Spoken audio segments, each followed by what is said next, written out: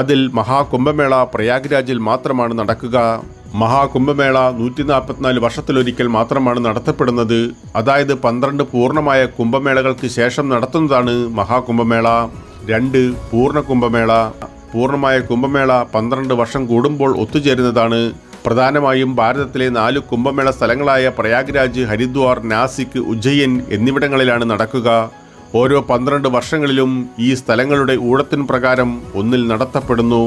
3 അർദ്ധകുംഭമേള. ഭാരതത്തിൽ 6 വർഷം കൂടുമ്പോൾ ഹരിദ്വാറിലും പ്രയാഗ്രാജിലും മാത്രം നടത്തുന്ന കുംഭമേളയെന്നാണ് അർദ്ധകുംഭമേളയ്ക്ക് അർത്ഥം. 4 കുംഭമേള. 3 വർഷം കൂടുമ്പോൾ 4 വ്യത്യസ്ത സ്ഥലങ്ങളിൽ നടത്തുന്നതും സംസ്ഥാന സർക്കാരുകൾ സംഘടിപ്പിക്കുന്നതുമായ കുംഭമേളയിൽ ദശലക്ഷക്കണക്കിന് ആളുകൾ പങ്കെടുക്കുന്നു. 5 മാഘ കുംഭമേള. മാഘ കുംഭമേള മിനി കുംഭമേള എന്നും അറിയപ്പെടുന്നു.